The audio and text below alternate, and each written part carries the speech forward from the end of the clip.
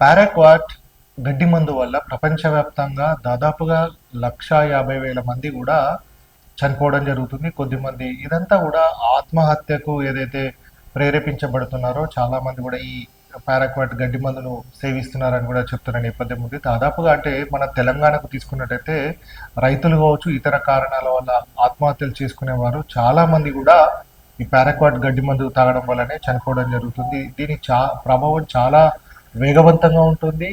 దీనికి సంబంధించి ఈ గడ్డి మందును తాగిన వెంటనే ఊపిరితిత్తులు కావచ్చు, కిడ్నీస్ కావచ్చు, ఇవన్నీ కూడా తొందరగా డ్యామేజ్ అయ్యే అవకాశం కనబడుతుంది. ఇది గడ్డి పైన ఉపయోగించేది అనవసరమైన గడ్డి ఏదైతే ఉంటుందో దాన్ని తొలగించడం కోసం ఈ పారాక్వాట్ గడ్డి మందును ఉపయోగించడం జరుగుతుంది. సో ఇది ఎంతో శక్తివంతంగా పనిచేస్తున్నది అది.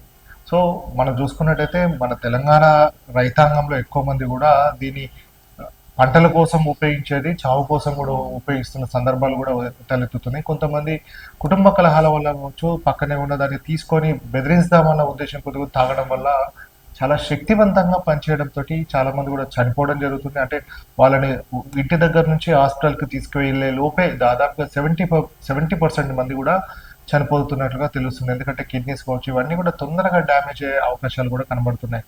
సో దీన్ని మాక్సిమం వరకు కూడా నిషేధించాలి రాష్ట్రంలో అని చాలా మంది కూడా పార్టీలకు అతీతంగా రౌండ్ టేబుల్ సమావేశాలు పెట్టడం జరిగింది. వాళ్ళందరూ కూడా దీనివల్ల చాలా అనర్థాలు సంభవిస్తున్నాయని కూడా మేధావులు కావచ్చు చాలా మంది కూడా దీన్ని నిషేధం చేయాలని కూడా చెప్తున్న నేపథ్యం దీనిపైన కూడా పార్లమెంట్లో కూడా చర్చ జరిగింది అని అంటే అతిశయోక్తి కాదు.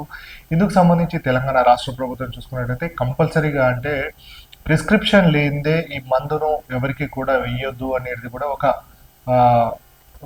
సర్క్యులర్ని అయితే తీసుకురావడం జరిగింది. కానీ ఇది ఎంతవరకు అమల్లోకి వస్తుంది అనేది మాత్రం ఒకంత క్వశ్చన్ మార్కే ఉంటుంది. ఎందుకంటే బ్లాక్ మార్కెట్లు ఇవన్నీ కూడా చాలా దొరికేటియే కాబట్టి మనుషుల ప్రాణాలకు ఏదో ఉద్రేకంలో కావచ్చు, లేకపోతే కొన్ని కుటుంబ కలహాల వల్ల ప్రేరేపితం వల్ల కూడా కొంచెం మంది తాగే అవకాశం ఉంటుంది. కాబట్టి ఇట్లాంటి వాటిని అందుబాటులో ఉండకుండా అంటే కంపల్సరీ ప్రిస్క్రిప్షన్ దేనికి వాడాలో అంటే గడ్డి కోసం వాడేది కాబట్టి గడ్డి మందు దానికే వాడాలి అనే దానిపైన ప్రిస్క్రిప్షన్ ఉంటేనే కంపల్సరీ అనే దాన్ని కూడా రాష్ట్ర ప్రభుత్వం తీసుకురావడం జరిగింది. సో దీన్ని పూర్తిగా నిషేధించాలని కూడా చెప్తున్ననే ఉన్నప్పటికీ కూడా నిషేధానికి నోచుకోవట్లేదు. కానీ ఈ కొద్ది వరకైనా ఇది ప్రిస్క్రిప్షన్ ద్వారా దాన్ని తీసుకుంటే కొంచెమైనా అంటే కొన్ని ప్రాణాలైనా నిలుస్తాయి. ఎందుకంటే మిగతా వాటికి కొన్ని పురుగుల మందు కావచ్చు, ఏదైనా కొన్ని తీసుకుంటే ఇన్ టైంలో వాళ్ళని హాస్పిటల్కి తీసుకెళ్తే బతికించుకునే అవకాశం ఉంటుంది. కానీ ఇట్లాంటి పారాక్వాట్ లాంటి గడ్డి మందును సేవించడం వల్ల మాత్రం 70% వరకు కూడా వాళ్ళ ప్రాణాలకు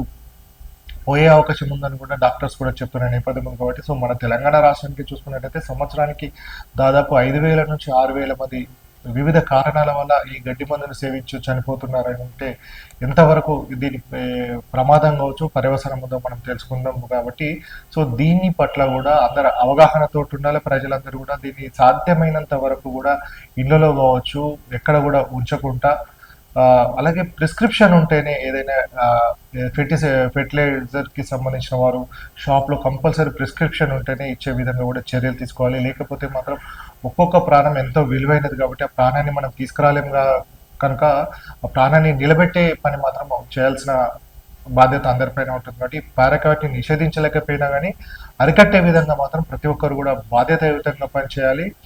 మనం ఒక ప్రాణాన్ని నిలిపినా సరే ఆ కుటుంబం ఎంతో కుటుంబానికి ఒక దిక్కు అనేది ఉంటుంది. కాబట్టి ఇట్లాంటిది వాటిని అందుబాటులో ఉంచకుండా సాధ్యమైనంత వరకు కూడా మనం రిస్ట్రిక్షన్ చేయాల్సిన బాధ్యత మనందరిపైన ఉంది. ఈ వీడియోపై మీ అభిప్రాయాన్ని కమెంట్ బాక్స్లో తప్పకుండా తెలియచేయండి. అలాగే ఈ వీడియోని లైక్ చేయండి. మీరు చేసే ఒక్క లైక్ మరిన్ని వీడియోలు చేయడానికి మాకెంతో ప్రోత్సాహాన్నిస్తుంది. సామాన్యుడి కోసం మేమందించే సమాచారం కోసం సమయం టీవీ ఛానల్ని ఇప్పుడే సబ్స్క్రైబ్ చేసుకోండి.